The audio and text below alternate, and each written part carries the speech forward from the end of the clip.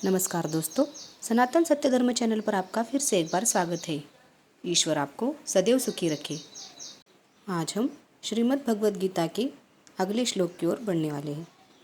उससे पहले हर बार की तरह अगर आप हमारे चैनल पर नए हैं तो हमारे चैनल को सब्सक्राइब ज़रूर करें और वीडियो को लाइक करना ना भूलें।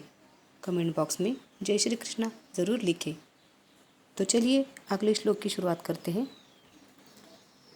यद्यपेते न पश्यन्ति लोभपहच्चेतसः कुलक्षयकृतः दोषः मित्रद्रोहे च पातकं कतः न यज्ञमस्माधि पापदस्मा निर्वितं मोमो कुलक्षयकृत दोष प्रपश्यद्वि जनार्दनः। इसका अर्थ है, हे जनार्दन, यद्यपि लोभ से अभिभूत चित्त वाले लोग अपने परिवार को मारने या अपने मित्रों से द्रोह करने में कोई दोष नहीं देखते, किंतु हम लोग जो परिवार के विनष्ट करने में अपराध देख सकते हैं, ऐसे पाप कर्मों में क्यों प्रवृत्त हो।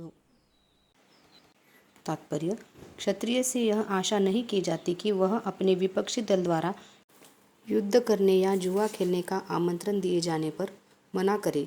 ऐसी अनिवार्यता में अर्जुन से लड़ने से नकार नहीं सकता, क्योंकि उसको दुर्योधन के दल ने ललकारा था।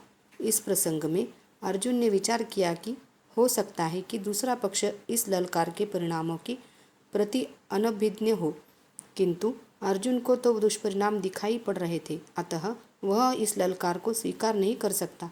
यदि परिणाम अच्छा हो तो कर्तव्य वस्तुतः पालनीय है, किंतु यदि परिणाम विपरीत हो तो हम उसके लिए बाध्य नहीं होते। इन पक्ष विपक्षों पर विचार करके अर्जुन ने युद्ध न करने का निश्चय किया। दोस्तों, अगर मुझसे कुछ शब्द सही से उच्चारण ना हो तो मुझे इस बात के लिए क्षमा करें। बढ़ते हैं अगले श्लोक की ओर।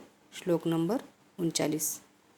कुलक्षये प्रणशयन्ति कुलधर्माः सनातनाः धर्मे नष्टे कुलः कुत्स्त्रमधर्मो भीभवत्युतः। इसका अर्थ है, कुल का नाश होने पर सनातन कुल परंपरा नष्ट हो जाती है और इस तरह शेष कुल भी अधर्म में प्रवृत्त हो जाता है। तात्पर्य: वर्णाश्रम व्यवस्था में धार्मिक परंपराओं के अनेक नियम हैं, जिनकी सहायता से परिवार के सदस्य ठीक से उन्नति करके आध्यात्मिक मूल्यों की उपलब्धि कर सकते हैं। परिवार में जन्म लेकर मृत्यु तक के सारे संस्कारों के लिए वयोवृद्ध लोग उत्तरदायी होते हैं, किंतु इन वयोवृद्धों की मृत्यु के पश्चात संस्कार संबंधी पारिवारिक परंपराएं रुक जाती है और परिवार के जो तरुण सदस्य बचे रहते हैं वे अधर्ममय व्यसनों में प्रवृत्त होने से मुक्ति लाभ से वंचित रह सकते हैं। अतः किसी भी कारणवश परिवार के वयोवृद्धों का वध नहीं होना चाहिए। श्लोक नंबर 40।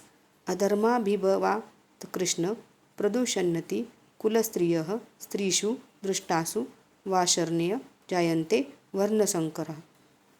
इसका अर्थ है, हे कृष्ण, जब कुल में अधर्म प्रमुख हो जाता है तो कुल की स्त्रियां दूषित हो जाती है और स्त्रीत्व के पतन से हे वृष्णिवंशी अवंचित संतानें उत्पन्न होती है। तात्पर्य: जीवन में शांति, सुख तथा आध्यात्मिक उन्नति का मुख्य सिद्धांत मानव समाज में अच्छी संतान का होना है। वर्णाश्रम धर्म के नियम इस प्रकार बनाए गए हैं थे कि राज्य तथा जाति के आध्यात्मिक उन्नति के लिए समाज में अच्छी संतान उत्पन्न हो। ऐसी संतान समाज में स्त्री के सतीत्व और उसकी निष्ठा पर निर्भर करती है। जिस प्रकार बालक सरलता से कुमार्गगामी बन जाते हैं, उसी प्रकार स्त्रियां भी पतोन्मुखी होती है। अतः बालकों तथा स्त्रियों दोनों को ही समाज के वयोवृद्ध का संरक्षण आवश्यक है। स्त्रियां विभिन्न धार्मिक प्रथाओं में संलग्न रहने पर व्यभिचारिणी नहीं होंगी। चाणक्य पंडित के अनुसार सामान्यतः स्त्रियां अधिक बुद्धिमान नहीं होती, अतः वे विश्वसनीय नहीं हैं, इसलिए उन्हें विविध कुल परंपराओं में व्यस्त रहना चाहिए और इस तरह उनके सतीत्व तथा अनुरक्ति से ऐसी संतान जन्मेगी जो वर्णाश्रम धर्म में भाग लेने के योग्य होगी। ऐसे वर्णाश्रम धर्म के विनाश से यह स्वाभाविक है कि स्त्रियां स्वतंत्रतापूर्वक पुरुषों से मिल सकेंगी और व्यभिचार को प्रश्रय मिलेगा, जिससे अवंचित संतानें उत्पन्न होंगी। निठल्ले लोग भी समाज में व्यभिचार को प्रेरित करते हैं और इस तरह अवंचित बच्चों को बाढ़ आ जाती है, जिससे मानव जाति पर युद्ध और महामारी का संकट छा जाता है। श्लोक नंबर 41। शंकरो नरका एव कुलघ्नाः कुलस्य च पतन्ति पितरो वेशा लुप्तपिंडदोड़ क्रिया। इसका अर्थ है अवंचित संतानों की वृद्धि से निश्चय ही परिवार के लिए तथा पारिवारिक परंपरा को विनष्ट करने वालों के लिए नारकीय जीवन उत्पन्न होता है। ऐसे पतित कुलों के पुरखे गिर जाते हैं क्योंकि उन्हें जल तथा पिंडदान देने की क्रियाएं समाप्त हो जाती है। तात्पर्य: सकाम कर्म के विधि विधानों के अनुसार कुल के पितरों को समय समय पर जल तथा पिंडदान दिया जाना चाहिए। यह दान विष्णु पूजा द्वारा किया जाता है क्योंकि विष्णु को अर्पित भोजन के उचिष्ट भाग के खाने से सारे पाप कर्मों में उद्धार हो जाता है।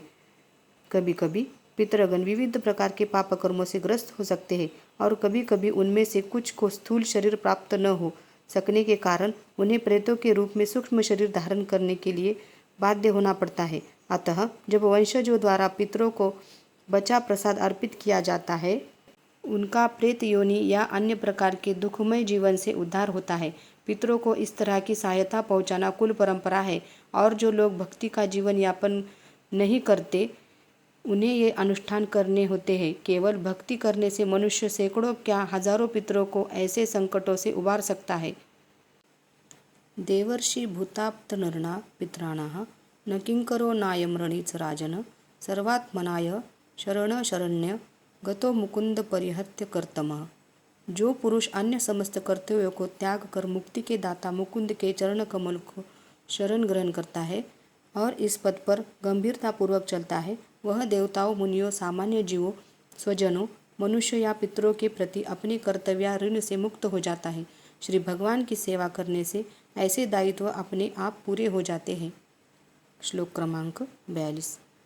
दोषरेतेः कुलघ्राणाः वर्णसंकरकारकेः उत्साधन्ते जातिधर्माः कुलधर्माश्च शाश्वताः। इसका अर्थ है जो लोग कुल परंपरा को विनष्ट करते हैं और इस तरह अवंचित संतानों को जन्म देते हैं, उनके दुष्कर्मों से समस्त प्रकार की सामुदायिक योजनाएं तथा पारिवारिक कल्याण कार्य विनष्ट हो जाते हैं।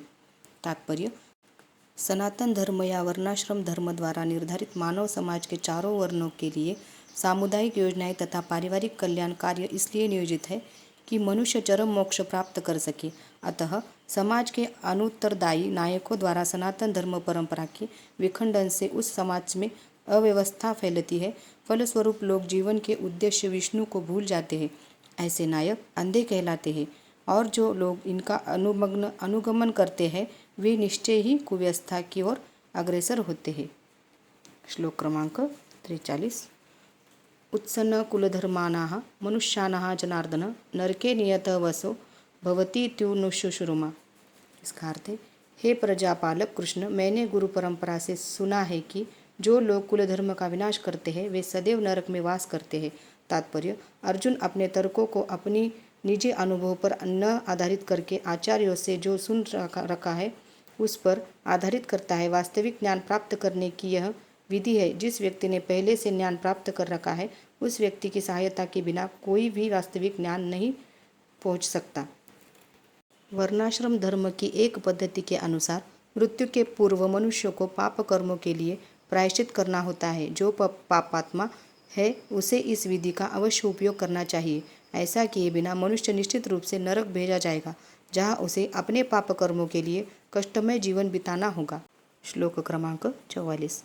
अहो बत मह तत्पाप कर्तु व्यवस्थिता वयम यद्राज सुख लोभेन हंतु स्वजन मुद्धताः। इसका अर्थ है, वो कितने आश्चर्य की बात है कि हम सब जघन्य पाप कर्म करने के लिए उद्यत हो रहे हैं। राज्य सुख भोगने की इच्छा से प्रेरित होकर हम अपने ही संबंधियों को मारने पर तुले हैं।